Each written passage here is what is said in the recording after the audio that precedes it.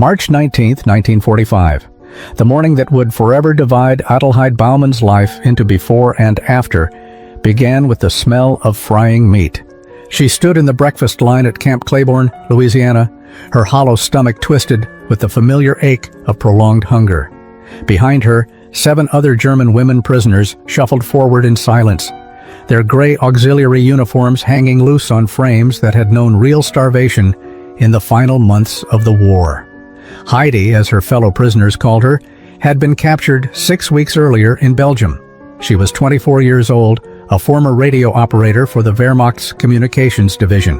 The journey from the European front to this American prisoner of war camp had been a blur of interrogations, medical examinations, and the constant, gnawing emptiness in her belly that had become her only reliable companion. But nothing had prepared her for what waited at the end of that breakfast line. Sergeant Florence Nakamura, a compact Japanese-American woman with careful hands and kind eyes, stood behind the serving counter. She wore a U.S. Army uniform and an expression that suggested she understood more about being judged by appearance than most people ever would. As Heidi reached the front of the line, the sergeant placed a metal tray before her and began loading it with food. 2 eggs fried golden and glistening with butter. 3 thick slices of something Heidi would later learn Americans called Spam, the processed meat sizzling and crispy at the edges. A heap of fried potatoes seasoned with pepper. 2 pieces of white bread with actual butter, not the sawdust mixture they had eaten in Germany. A cup of real coffee with steam rising into the cool morning air. And on the side, an orange, its bright color almost obscene in its vibrancy. Heidi stared at the tray, unable to move. Her hands trembled as she gripped the metal edges. Behind her, she heard Gerlinda Zimmerman gasp, then whisper in German, "Is it Sunday? Why are they giving us Sunday breakfast?" The question made perfect sense to anyone who had lived through the final year of war in Germany. A meal like this, if it existed at all, would only appear on the most special occasions. Christmas perhaps, or Easter, certainly not on an ordinary Tuesday morning, certainly not for prisoners of war who were supposed to be the enemy. Sergeant Nakamura noticed Heidi's frozen stance and spoke in careful, accented English. "You can sit down now. There's more if you're still hungry after." More. The word seemed impossible. Heidi had not heard that word associated with food in over 2 years. She walked to the nearest table in a daze, set down her tray, and simply stared at it. Around her, the other 7 women did the same. None of them touched their food.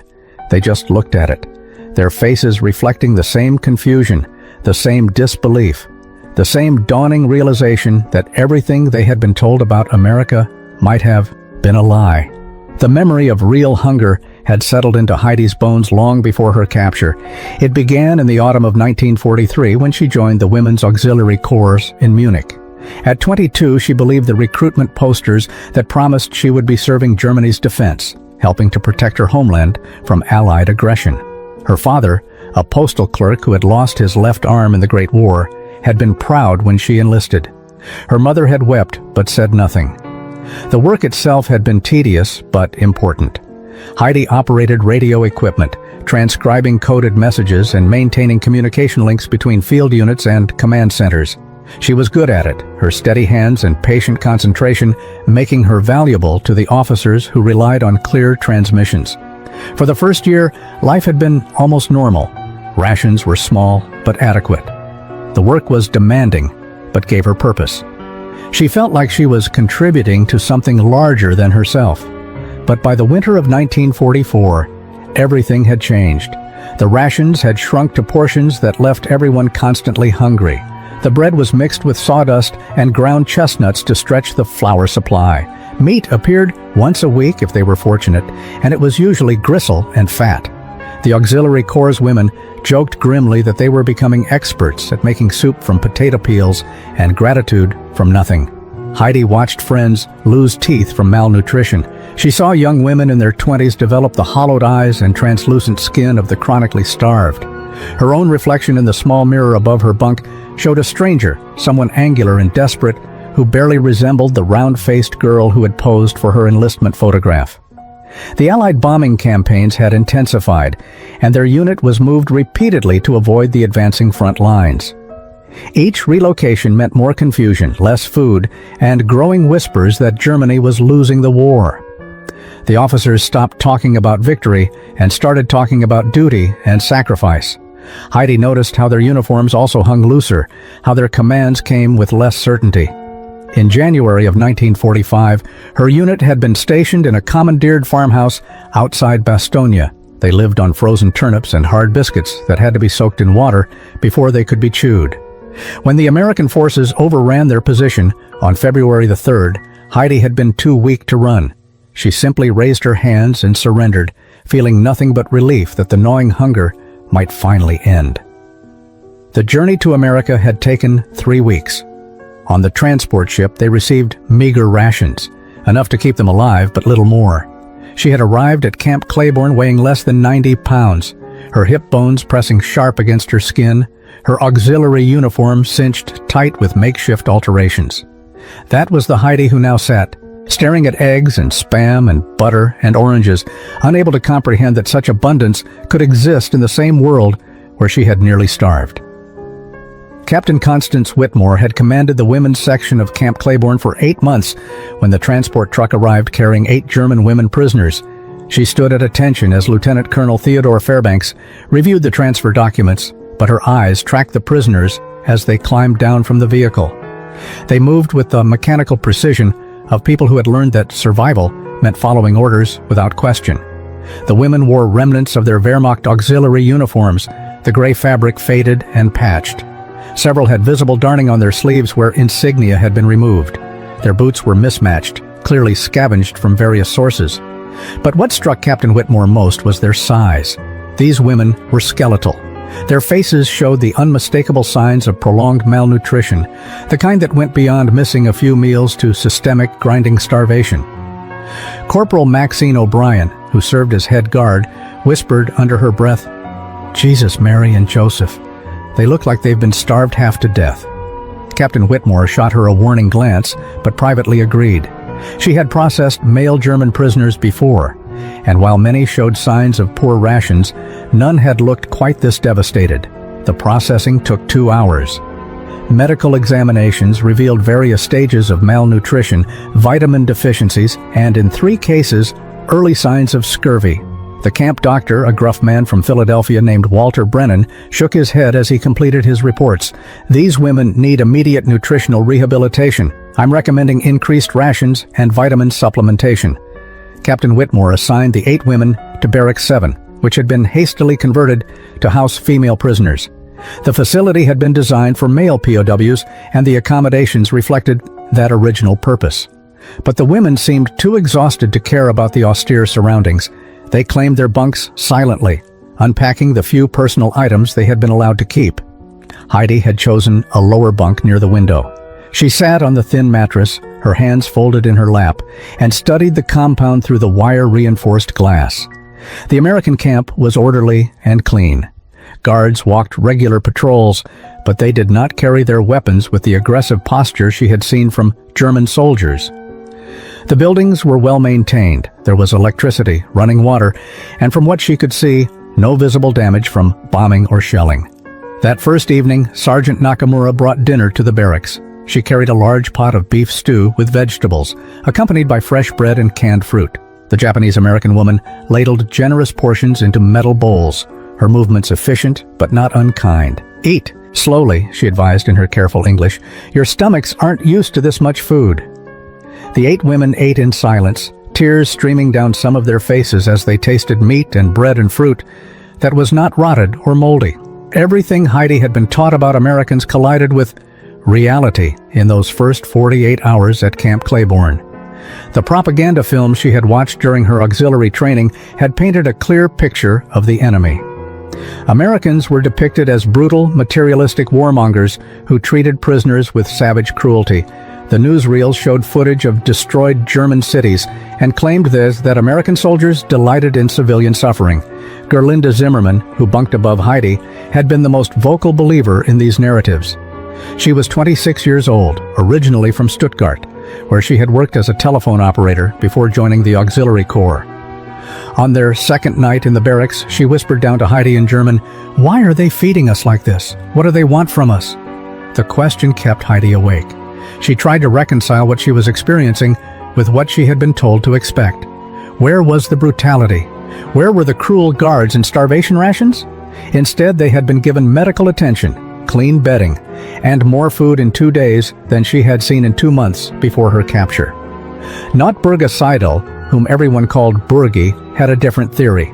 She was a practical woman of 32 who had served as a supply clerk. "Maybe this is how they soften us before interrogation," she suggested during breakfast on their 3rd morning. "Make us grateful, make us compliant, then extract information." But the interrogations, when they came, were nothing like what the propaganda had promised. Captain Whitmore conducted the interviews personally, with a German-speaking translator present. She asked basic questions about their units, their duties, and their knowledge of military operations. When Heidi answered honestly that she had only transmitted coded messages without knowing their contents, Captain Whitmore simply nodded and made notes. There was no torture, no threats, no attempts to force confessions about things Heidi did not know.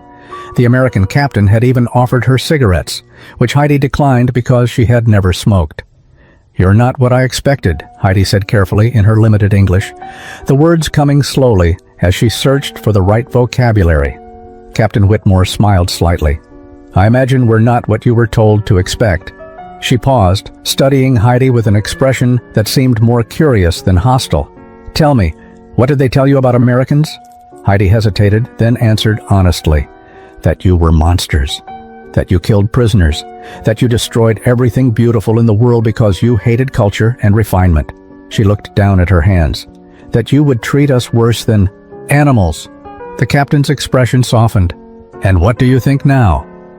Heidi could not answer because she did not yet have words for the cognitive dissonance she was experiencing. The morning routine at Camp Claiborne became a daily confrontation with abundance that Heidi could not rationalize. Every day at 0600 hours, the 8 German women lined up for breakfast. Every day, Sergeant Nakamura stood behind the serving counter with her patient smile and her impossible quantities of food.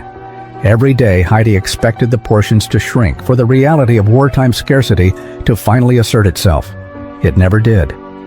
By the end of their first week, Heidi had begun keeping a mental inventory of what appeared on their trays.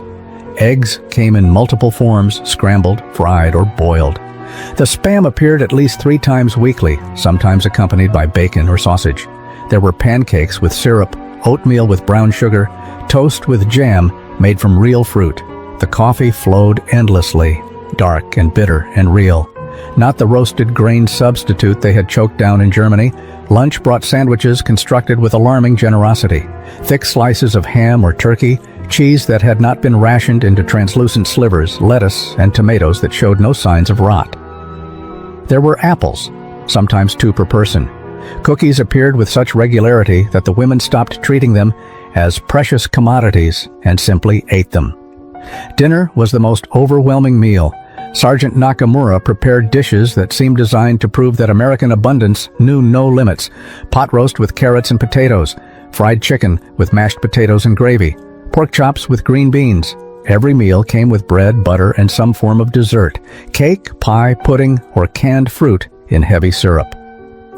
While Purga Huber, whom everyone called Purgi, worked up the courage to ask Sergeant Nakamura a question on their 9th day. Speaking in halting English, she gestured at the serving counter and said, "This food is special? For us only?" She seemed to be asking if the Americans were deliberately displaying abundance to impress or manipulate their prisoners. Sergeant Nakamura shook her head. "This is normal, regular soldier rations. Same food the American guards eat." She paused, noticing the disbelief on the women's faces. "You don't believe me?" She gestured toward the guards' mess hall visible through the window. "You can watch them. Same food." Heidi did watch. Over the following days, she observed American soldiers moving through their own breakfast line. The portions were identical. The guards ate the same Spam and eggs, drank the same coffee, consumed the same casual abundance, without treating it as anything remarkable. They complained about the food sometimes, grumbling that the coffee was too weak or the Spam too salty, complaints that seemed obscene to women who had survived on turnip soup and sawdust bread. The reality crystallized for Heidi with stunning clarity. This was not propaganda. This was not an elaborate deception designed to extract information. This was simply how Americans ate every day. As a matter of routine, the abundance that would have represented unimaginable luxury in wartime Germany was considered ordinary, even boring, by the soldiers who guarded them. Crescentia Becker, called Zenzi by her friends, began to cry during lunch one afternoon. She was only 19, the youngest of their group. "We were starving," she whispered in German to no one in particular. "We were dying, and they have so much they waste it." She was staring at an American soldier scraping half a sandwich into a waste bin. Florence Nakamura had learned about being viewed as the enemy long before she joined the United States Army. She was born in Sacramento, California, to parents who had immigrated from Japan in 1908. Her father grew strawberries. Her mother kept an immaculate home and taught Florence to cook both Japanese and American dishes with equal skill. She had grown up American in every way that mattered, speaking English without an accent, attending public schools, pledging allegiance to the flag each morning. Then came December 7th, 1941.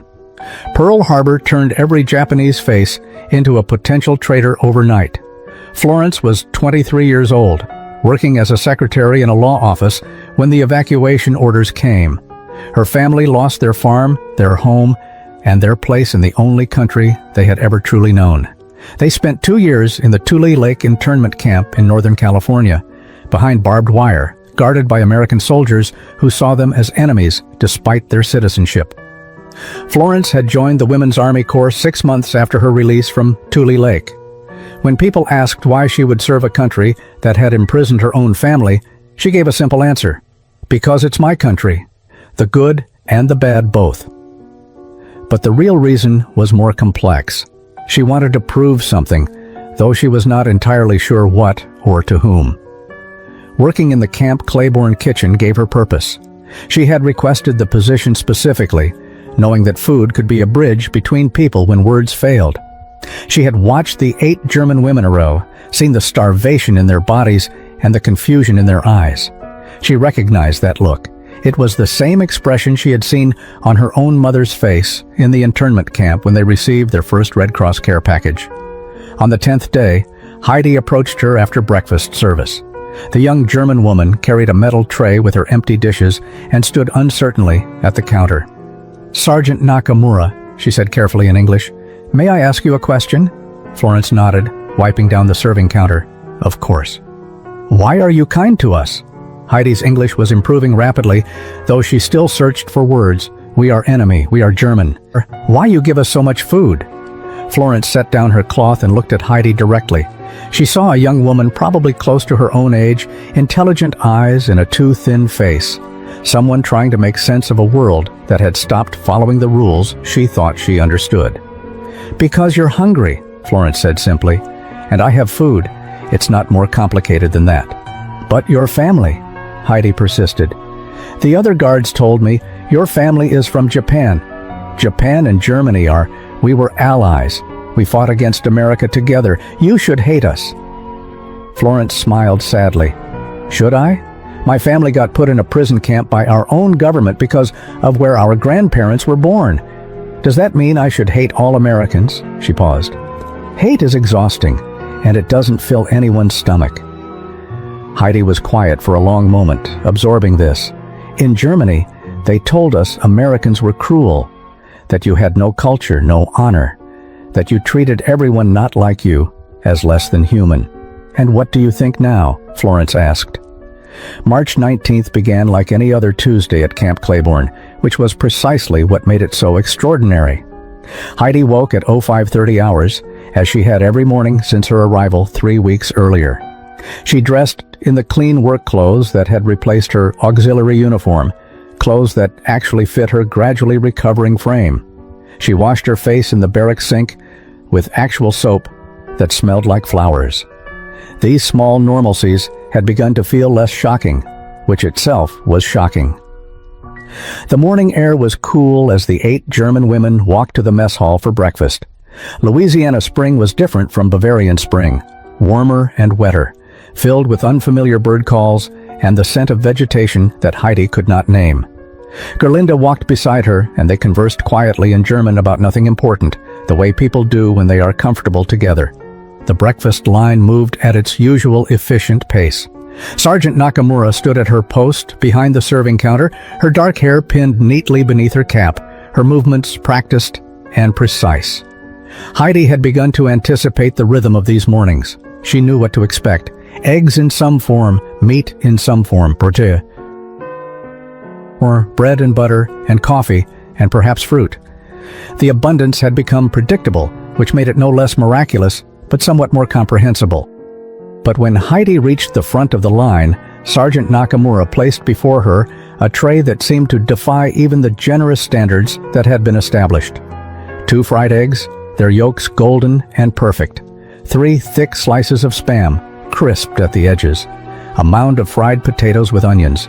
2 pieces of toast with butter and strawberry jam. A cup of coffee. And beside it all, an orange and a small slice of chocolate cake left over from the previous evening's dessert service. Heidi stared at the tray. Behind her she heard Gerlinda gasp, then ask in German the question that immediately formed in Heidi's own mind. Is it Sunday? Why are they giving us Sunday breakfast? The question made perfect sense within their shared understanding of how the world worked. In Germany, even before the war's worst privations, a meal like this would only appear on special occasions. Sunday breakfast after church had been the one meal each week when families might have eggs and meat together, when children might taste something sweet, when the week's rations were pooled into one abundant meal that had to carry the memory of plenty through 6 days of making do. But Sergeant Nakamura looked at Gerlinda with an expression of confusion. Sunday? It's Tuesday. She noticed the women's stunned faces, and her expression softened into understanding. This is regular breakfast. Same as yesterday, same as tomorrow. Heidi carried her tray to a table and sat down slowly. Around her, the 7 other German women did the same. They had been eating American rations for 3 weeks now. They had seen abundance every single day. But somehow this morning, this ordinary Tuesday morning, the cognitive dissonance finally achieved critical mass. Ermtraud Weiss, called Trouty, spoke first in a whisper that carried across the table. Every day is Sunday here. Every single day. The simple observation contained within it an entire philosophical revelation that none of them were quite ready to articulate. Heidi had been given a small notebook and pencil by Corporal Maxine O'Brien during her 2nd week at Camp Claiborne. The red-haired guard from Boston had presented it casually, saying only, "Thought you might want to write. Help some prisoners process things." Heidi had accepted it with quiet gratitude, though she was not sure what she would write or who would ever read it. That night, sitting on her bunk while the other women slept, she began a letter she knew she could never send. "Dear Mama," she wrote in German, her handwriting small and precise. "I do not know if you are alive. I do not know if our house still stands or if Stuttgart survived the bombings, but I need to tell you about something I have seen that I cannot explain." She described the breakfast trays. She tried to quantify the portions, to make her mother understand the sheer volume of food that appeared 3 times daily, but the words felt inadequate. How could she explain eggs and meat and butter and chocolate to someone who had boiled potato peels for soup? How could she convey that this abundance was considered normal, unremarkable, even slightly boring by the people who possessed it? "They give us more food in one day than we had in a week back home," she wrote. "And Mama, this is not special treatment. This is what they feed everyone. The guards eat the same food and complain that it is monotonous. They complain about having too much Spam, too much. I cannot make sense of it." Gerlinda kept a similar diary, though hers took the form of unsent letters to her younger sister, Clara. She wrote about Sergeant Nakamura, about the Japanese-American woman whose own government had imprisoned her family, yet who showed only kindness to German prisoners. "How can she forgive?" Gerlinda wrote. "How can she serve the country that did that to her? I do not understand this kind of loyalty." Notburga wrote letters to her dead husband, a soldier who had been killed at Stalingrad 3 years earlier. "Heinrich, I wish you could see this place," she wrote.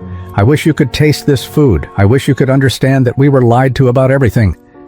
The Americans are not monsters. They are just people, and they have so much, while we had nothing." The letters accumulated in hidden spaces, tucked between mattress and bed frame, folded into pockets, pressed between the pages of the few books the women had been allowed.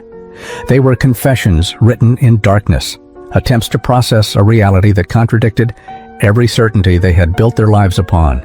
Heidi's letters grew longer and more philosophical.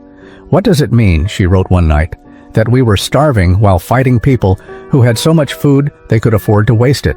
What kind of war were we really fighting? I thought we were defending Germany against enemies who wanted to destroy us. But these people do not act like destroyers. They act like they are trying to rebuild us." The most painful letters were the ones that questioned everything that had come before. Captain Constance Whitmore sat in her office reviewing incident reports from the women's barracks and finding them remarkably unremarkable. 3 weeks into housing German female prisoners, there had been no fights, no escape attempts, no disciplinary issues beyond minor infractions of schedule. The 8 women followed rules, performed assigned tasks, and showed what appeared to be genuine cooperation with camp personnel. This should have been cause for satisfaction. Instead, it created a problem she had not anticipated. Lieutenant Colonel Fairbanks had called her to his office that morning with a question that revealed the complexity of their situation. "Connie, these German women are adjusting too well. Headquarters is asking questions about whether we are being too lenient." She had expected criticism about being too harsh, not too kind. "Sir, we are following Geneva Convention protocols for prisoner treatment. We provide adequate food, shelter, and medical care. Nothing more." Fairbanks had leaned back in his chair, his weathered face thoughtful. Adequate is an interesting word. The rations these women receive are the same as our own troops. For someone coming from starvation conditions, adequate looks like luxury. There are people in Washington concerned about perception. The perception problem was multifaceted. American newspapers had begun running stories about German prisoners of war receiving better food than some civilians could obtain with their ration books. The fact that these particular prisoners were women complicated the narrative further. Some editorials praised American humanitarian values. Others questioned whether enemies should receive such generous treatment while American boys were still dying in the Pacific. Captain Whitmore understood both perspectives, but she had spent 3 weeks watching these women transform. She had seen Heidi arrive weighing less than 90 pounds and watched her slowly regain physical health. She had observed the initial hostility in their eyes soften into something approaching trust. She had witnessed what happened when you treated people with basic human dignity, even when they had been labeled as enemies. But she also recognized the danger in becoming too personally invested. These were prisoners of war, not refugees she was helping to rehabilitate. Her duty was to maintain security and follow protocols, not to facilitate some grand experiment in cross-cultural understanding. Yet that was exactly what seemed to be happening in Barrack 7. Corporal O'Brien had reported that the German women had begun teaching each other English during evening hours, using a battered dictionary someone had donated.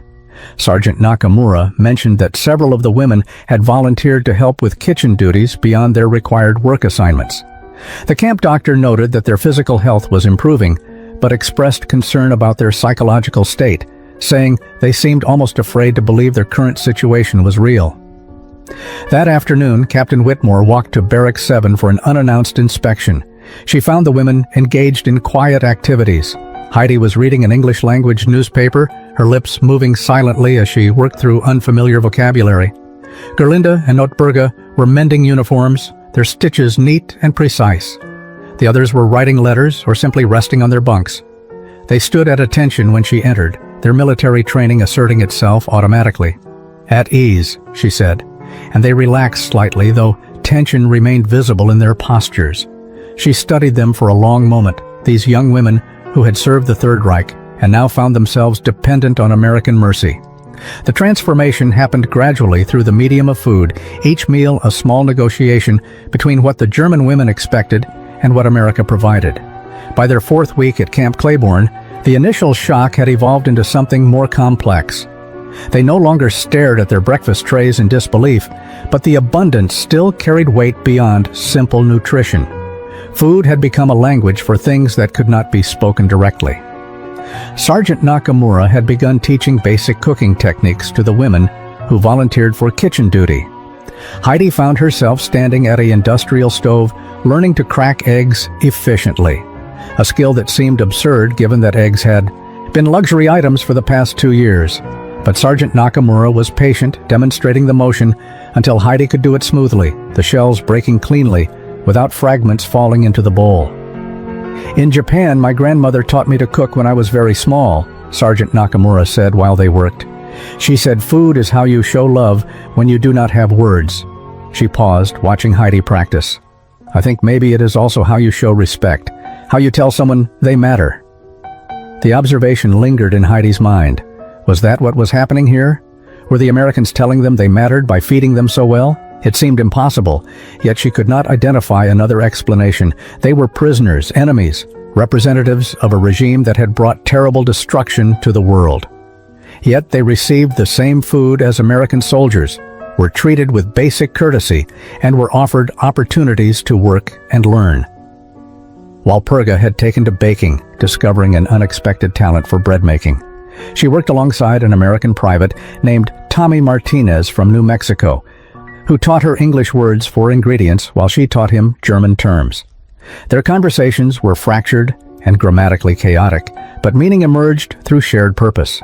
Flour became male, sugar became Zucker, and in the process of making bread, something like friendship began to form.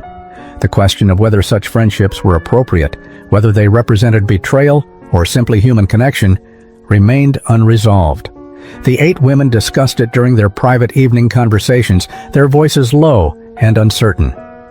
Ludmila Graf, called Mila, argued that accepting American kindness did not mean abandoning their German identity. "We can be grateful without being traitors," she insisted. But Crescentia disagreed. At 19, she still possessed the absolutism of youth. "How can we accept food from people our country was trying to destroy? How can we laugh with them, learn from them, when German soldiers are still fighting and dying?" Heidi had no answer. She only knew that hunger had taught her something about human nature that propaganda had obscured. When you were starving, the person who gave you food became something more than an enemy. They became the reason you survived another day. And survival, she was learning, created its own moral complexities that simple notions of loyalty could not address. "The taste of freedom," she wrote in her unsent letter that night, "is not what I expected." April 12, 1945. The day arrived with ordinary sunshine and the smell of coffee from the mess hall. But by afternoon, everything had changed. Corporal O'Brien brought newspapers to Barrack 7, her expression grim as she distributed them among the 8 German women. "Captain Whitmore thought you should see these," she said quietly. "Better you hear it from us than rumors." The newspapers contained photographs that would haunt Heidi for the rest of her life. Allied forces had liberated concentration camps across Germany and Poland. The images were grainy but clear enough. Skeletal bodies stacked like cordwood. Living prisoners who looked more like walking corpses than human beings. Mass graves, gas chambers, systematic extermination on a scale that defied comprehension. Heidi stared at a photograph from a place called Bergen-Belsen. The caption explained that British forces had found tens of thousands of unburied corpses and thousands more prisoners dying from starvation and disease. She read the words twice, 3 times, unable to reconcile them with anything she understood about the world. This could not be Germany. This could not be the country she had served. Gerlinda was crying, her hands shaking as she held the newspaper. "They are lying," she whispered in German. "This is Allied propaganda. They are making this up to justify what they did to our cities." But her voice carried no conviction. She wanted it to be lies, needed it to be lies, yet the photographs held a terrible authenticity that propaganda could not manufacture. Notberga had gone very still, her face drained of color. She was reading an article about Dachau, about political prisoners and Jews and homosexuals and others deemed undesirable by the Reich. "I knew people who disappeared," she said softly. "Neighbors who were there one day and gone the next. We were told they had been relocated. We were told they were being resettled in the East." Her voice broke. "We believed it because it was easier than asking questions." The revelations continued over the following days. More camps were liberated, more photographs appeared. Testimony from survivors described systematic murder on an industrial scale. The German women at Camp Claiborne read everything they could find, their faces reflecting horror and shame and disbelief in equal measure. Captain Whitmore visited the barracks 3 days after the first newspapers arrived. She found the women sitting in stunned silence, newspapers spread across bunks and tables like evidence at a trial. "I am sorry you had to see this," she said, "but you needed to know what your country did." Heidi looked up at her, tears streaming down her face. "We did not know," she said in careful English. "You must believe us. We did not know this was happening." Even as she said it, she wondered if ignorance was simply another form of complicity. They had not asked questions. They had accepted the explanations they were given. They had focused on their own survival while others were being murdered. That night, every woman in Barrack 7 wrote letters they would never send, attempting to apologize for things they had not done, but had somehow participated in through their silence. The photographs from the liberated camps became an unbearable presence in Barrack 7. Corporal O'Brien had left the newspapers, and the German women returned to them, compulsively, as if repeated exposure might somehow make the images less horrifying or more comprehensible. Neither happened. Each viewing only deepened the terrible certainty that their entire understanding of Germany had been built on foundations of lies. Heidi found herself unable to eat breakfast the morning after seeing the first photographs. She sat at the table with her tray before her, the eggs and spam and toast that had once seemed miraculous now looking obscene in their abundance. How could she eat this food while looking at images of people starved to death by her own countrymen? How could she accept American kindness when Germans had shown such systematic cruelty? Sergeant Nakamura noticed her untouched tray. "You need to eat," she said gently, sitting down across from Heidi. "Not eating does not change what happened. It only hurts you." Heidi wanted to argue, to explain that she did not deserve to eat, but Sergeant Nakamura continued. "I know what you are feeling. When my family was in the internment camp, we learned about things the Japanese military had done in China, the rape of Nanking. Other atrocities. I felt ashamed to be Japanese, even though I had never been to Japan, even though I had nothing to do with those crimes." "How did you bear it?" Heidi asked, her English rough with emotion. "How did you live with knowing?" "By choosing to be different," Sergeant Nakamura replied. "By deciding that I would not add to the world's cruelty, by doing small kindnesses when I could." She gestured at the food, like making sure people eat. The conversation in Barrack 7 that evening was the most intense since their arrival. The 8 women sat in a circle on the floor, speaking in rapid German, their voices rising and falling with emotion. They were trying to understand their own complicity, to measure the distance between what they had known and what they should have known. While Perga argued that they had been victims of propaganda, that they could not be blamed for believing what their government told them.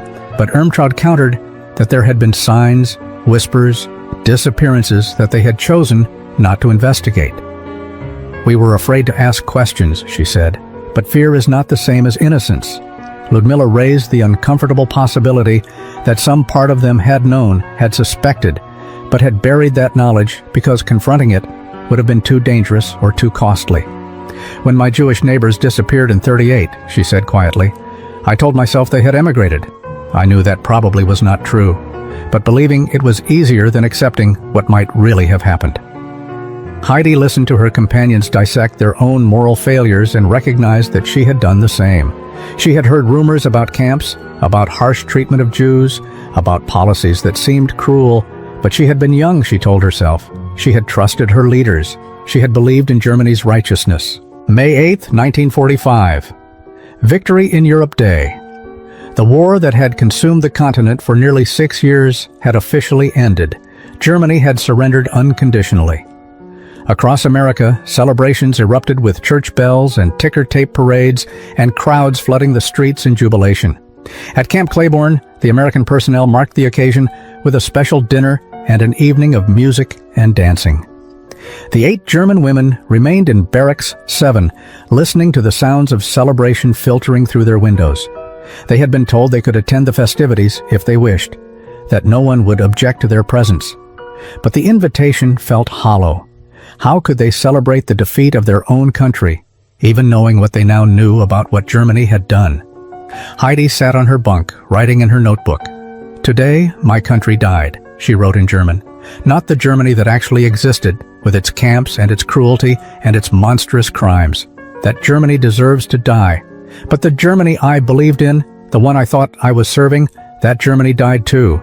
Maybe it never existed at all. Maybe I invented it because I needed to believe I was part of something good. Gerlinda had accepted Captain Whitmore's invitation and attended the celebration. She returned to the barracks after 2 hours, her face flushed with confusion and alcohol. "They toasted me," she said to the others in German. "The American soldiers. They toasted to the German people, who deserve better than what they got." I did not know how to respond. We are the German people. We are what Germany was. The philosophical question hung heavy in the air. Were they victims or perpetrators? Were they both? Could you be complicit in crimes you genuinely did not know were being committed? And if ignorance was not innocence, what exactly were they guilty of? Not Berga, who at 32 was the oldest among them, spoke with the authority of her years. We are guilty of not asking harder questions, of taking the easy path, of trusting when we should have doubted. Those are real failures, real sins. But they are not the same as putting people in gas chambers. We need to be honest about both things, what we did wrong and what we did not do. The distinction mattered because it determined what came next. If they were truly criminals, they deserved punishment. But if they were something more complicated, people who had been deceived and who had failed to resist that deception with sufficient vigor, then perhaps they deserved something different. Not absolution, but the opportunity to do better. The question of what doing better would look like remained unanswered. The war was over. Germany was defeated and occupied. Their own futures were completely uncertain. They existed in a strange limbo, neither prisoners of war in the traditional sense, nor free to determine their own paths. That night, as victory celebrations continued outside the 8, women lay in their bunks and contemplated the ruins of everything they had believed. The week following Germany's surrender brought a flood of information about conditions in the defeated nation. Newspapers described cities reduced to rubble, infrastructure destroyed, millions of refugees displaced, and an economy in complete collapse. The Germany these women would be returning to bore no resemblance to the country they had left. It was a nation occupied by foreign armies, its government dissolved, its future uncertain.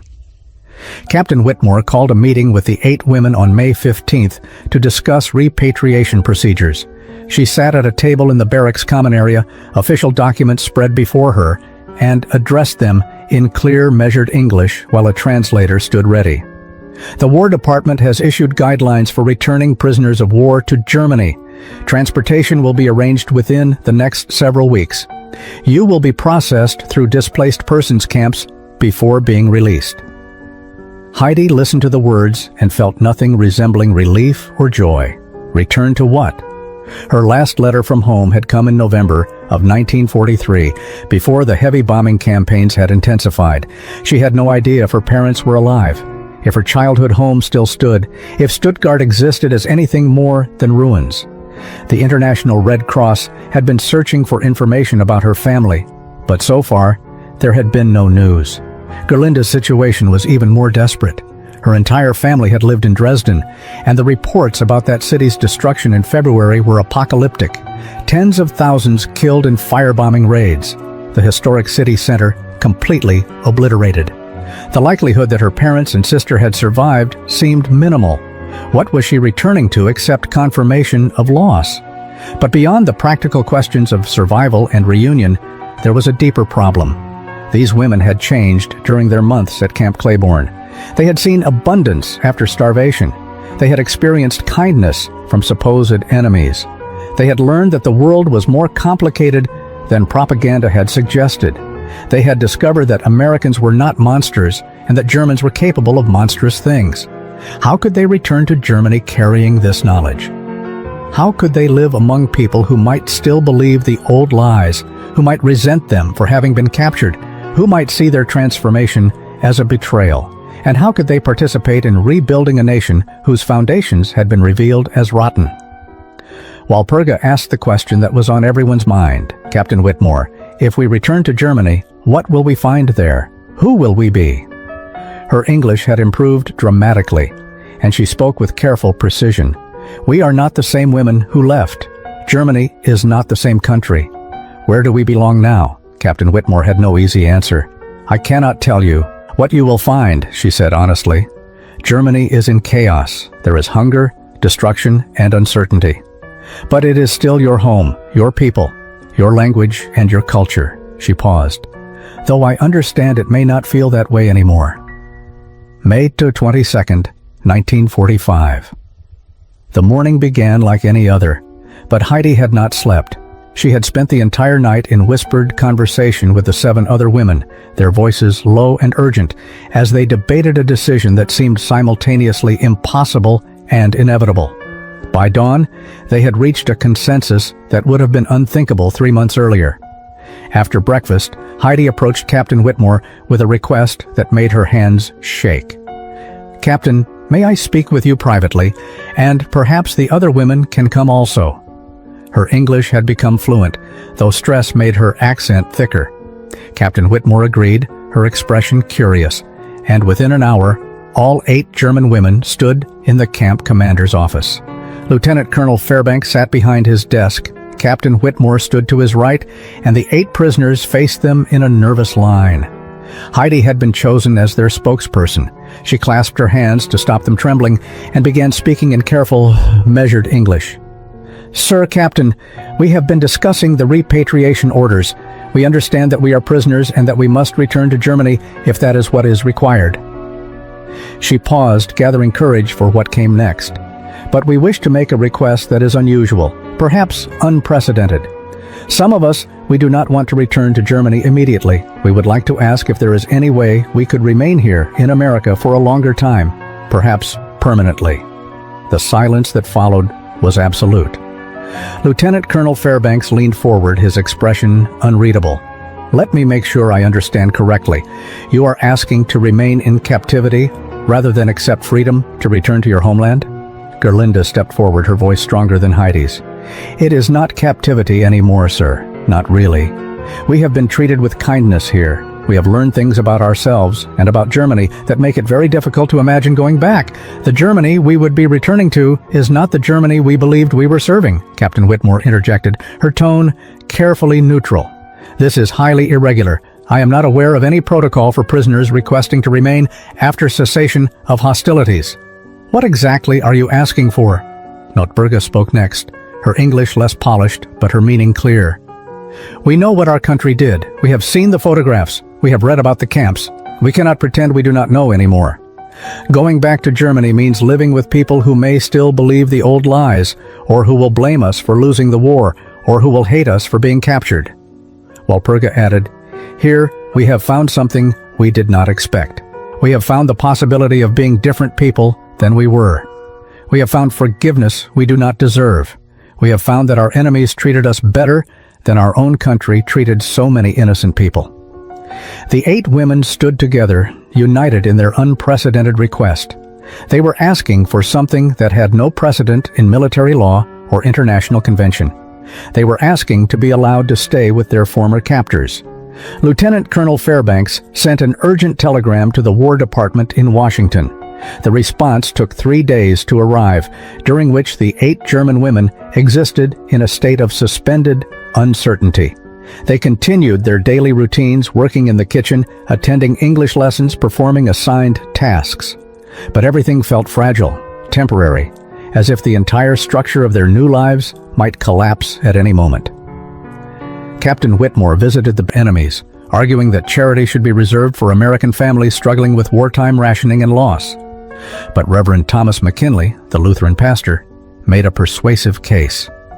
"These women came here as enemies," he said from his pulpit. "They were starving, and we fed them. They were confused, and we showed them truth. They were lost, and we offered them direction. Now they are asking for the chance to build new lives based on what they have learned. Refusing them would make our previous kindness meaningless." The immigration paperwork was extensive and complex. Each woman needed documentation, background checks, health examinations, and sworn statements about their wartime activities. They needed to prove they had not been members of the Nazi Party, had not participated in atrocities, and posed no security threat. The investigations took weeks. During this time, the 6 women remained at Camp Claiborne in a strange liminal state. They were no longer prisoners, but not yet free. They could move about the camp without restriction, but could not leave the grounds. They worked alongside American personnel, earning small wages that would help them begin their new lives. They studied English intensively, preparing for a world where their survival would depend on communication. Heidi spent hours with Sergeant Nakamura, learning not just language, but cultural expectations. Americans value directness, Sergeant Nakamura explained. They will ask you questions about Germany, about the war. You cannot avoid these conversations. You must be honest about what you knew and did not know, about your regrets and your hopes. The hardest preparation was emotional. Each woman grappled privately with what it meant to leave Germany behind, not just physically, but psychologically. 25 years later, on a bright morning in May 1970, Adelheid Baumann Nakamura stood in her kitchen in Sacramento, California, preparing breakfast for her 2 teenage children. She cracked eggs into a bowl with the efficient precision that Florence Nakamura had taught her decades earlier. The familiar motion brought her back to that first morning at Camp Claiborne, when she had stared at a breakfast tray and asked if it was Sunday. Her children, Michael and Sarah, were arguing about whether Spam was acceptable for breakfast. They had grown up with abundance and could afford to be selective about their food. Heidi listened to their complaint and smiled, though neither child understood why their mother found the conversation amusing. How could she explain to these American-born teenagers that their pickiness about Spam represented a kind of freedom their mother had once thought impossible? The story of the 6 German women who chose to stay in America had become a quiet legend in certain circles. Not widely known, but whispered about in immigration offices and church basements and among people who believed in second chances. Heidi had married Sergeant Nakamura's brother Thomas in 1948, creating a family that embodied multiple kinds of reconciliation. Their wedding had been small but meaningful, attended by the other 5 women who had made the same impossible choice. Gerlinda had become a teacher in Cambridge, specializing in German language instruction. She taught American students about German culture with an honesty that acknowledged both its beauty and its capacity for darkness. She never married, dedicating her life instead to building bridges between the country of her birth and the country of her choice. Notburga and Walpurga had opened a bakery in New Orleans, where they made both German and American, not despairing, waiting with the patience of people who had learned that they had no control over their own fates. On the second night, she sat with them and asked the question that had been troubling her. Why America? Why not simply request to remain in Europe, perhaps in the British or French zones? Heidi answered for the group. Because here, we have learned what it means to have enough. We have seen abundance that is shared, not hoarded.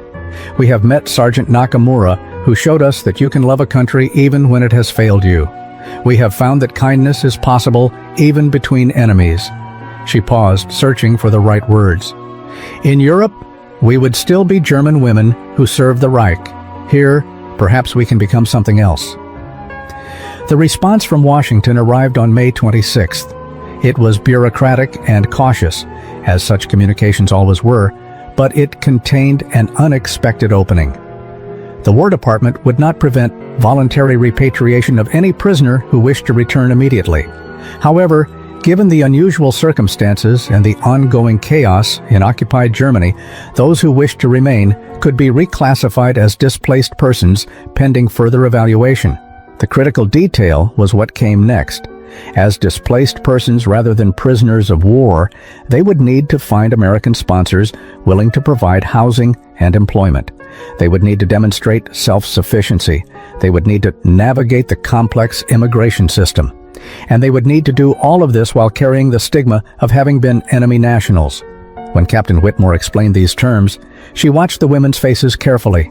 This is not an easy path, she warned. You will face suspicion and hostility. Some Americans will never forgive you for being German, regardless of what you knew or did not know. You will be foreigners in a country that just fought a war against your homeland. Are you certain this is what you want? The 8 women looked at each other, a silent conversation passing between them. Then Crescentia, the youngest at 19, spoke. It is not about easy or hard. It is about where we can become people we are not ashamed to be. In Germany, we would always carry the weight of what our country did. Here, perhaps we can help show that not all Germans were monsters. But the decision was not unanimous. Over the next 2 days, reality imposed itself on idealism. Irmtraud announced that she would return to Germany after all. "My mother is elderly and alone," she explained. "I cannot abandon her, even for this opportunity." Ludmilla made a similar choice, having received word through the Red Cross that her sister and 2 nephews had survived and were in a refugee camp. By early June, the 8 had become 6. Irmtraud and Ludmilla departed for Germany with tears and promises to write, carrying with them American chocolate and letters to deliver if they could find the addresses.